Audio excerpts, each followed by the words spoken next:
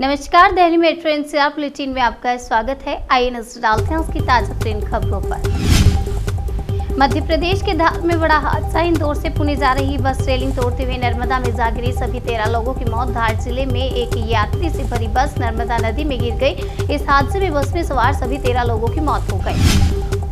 जम्मू कश्मीर के पुंछ में grenade blast, सेना के कप्तान और जेसीओ शहीद, 5 जवान घायल। जम्मू कश्मीर के पुंछ में ग्रेनेड विस्फोट हुआ जिसमें सेना के एक कप्तान समेत एक जूनियर कमीशन अधिकारी की मौत हो गई। बीएसपी के साथ गठबंधन पर ओम प्रकाश राजभर का बड़ा बयान। सीएम योगी से मुलाकात पर भी दी प्रतिक्रिया। सुबह सपा प्रमुख ओम प्रकाश राजभर ने बसपा के साथ गठबंधन करने को लेकर एक बड़ा बयान दिया है, जिसके बाद अब यूपी में नए गठबंधन की अटकलें तेज हो गई हैं।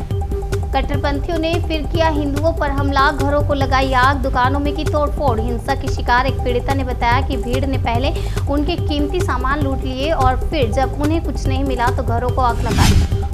कोरोना मामलों में आई गिरावट। पिछले 24 घंटे में 16,935 केस दर्ज। पॉजिटिविटी रेट 6.48 पर पहुंचा। देश में पिछले 24 घंटे में कोरोना के 16,935 नए मामले दर्ज हुए हैं, जो कल के आंकड़ों के मुकाबले कम है।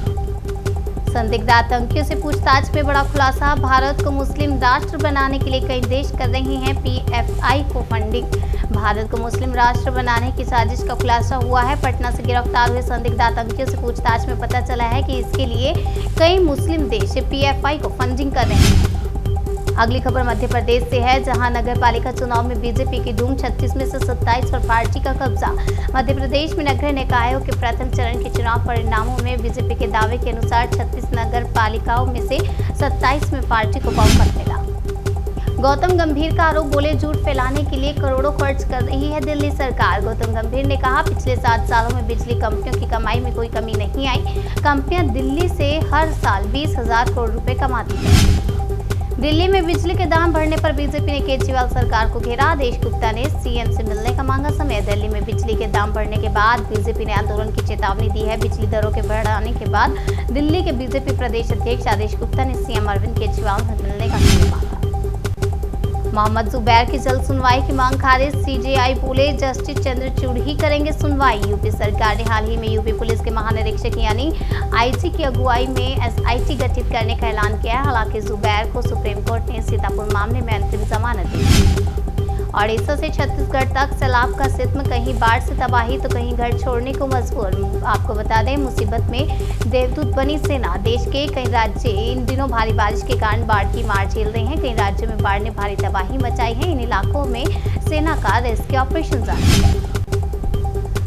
अगली खबर महंगाई से जुड़ी है। महंगाई की मार एक बार फिर। आज से महंगे होंगे पैकेज्ड फूड आइटम, आटा, दही, डेयरी प्रोडक्ट। बढ़ती महंगाई के बीच आम जनता को झटका लगने वाला है। आज यानी 18 जुलाई से कई चीजों के जैसे कि packaged food item, dairy product, आटा, दाल समेत कई चीजों के दाम बढ़ने वाले हैं। पीएम मोदी ने राष्ट्रपति चुनाव के लिए किया वोट। राष्ट्रपति चुनाव 2022 के लिए पीएम नरेंद्र मोदी ने अपना वोट डाल दिया है। देश के इस सबसे बड़े संवैधानिक पद के लिए वोट देने के लिए मुख्यमंत्री व सांसदों की कतार में नजर आए। हरियाणा में 3 दिन में बिजली चोरी के 3,000 मामले। दोषियों पर लगा 9 करोड़ 82 लाख का जुर्माना। हरियाणा में बिजली मंत्री रणजीत सिंह चौटाला के निर्देश के बाद शुरू किए गए बिजली चोरी पकड़ो अभियान के तहत बिजली चोरी के लगभग 3,000 मामले सामने आए हैं। सीएम मान ने विकास कार्यों के लिए बनाया खास प्लान। मंत्रियों को बांटे जिले। मुख्यमंत्री भगवंत मान ने कहा कि मंत्री जिलों के विकास की निगरानी करने के साथ ही यह सुनिश्चित करेंगे कि विभिन्न सरकारी योजनाओं का लाभ जनता तक पहुंचे।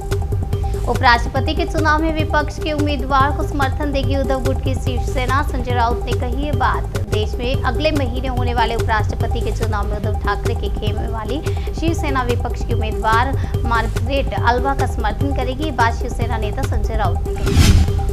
डेयरी प्रोडक्ट्स की बढ़ी कीमत तो अखिलेश जयंत ने बीजेपी पर कसा तंज। वरुण गांधी ने भी साधा निशाना। डेयरी प्रोडक्ट्स पर जीएसटी लगाने पर अखिलेश यादव, जयंत चौधरी और सांसद वरुण ने बीजेपी पर निशाना साधा। दिल्ली मेट्रो एनसीआर बुलेटिन में आज के लिए फिलहाल इतना ही। तब तक के लिए बने रहिए हमारे साथ और देखते रहिए नेशनल इंडिया न्यूज।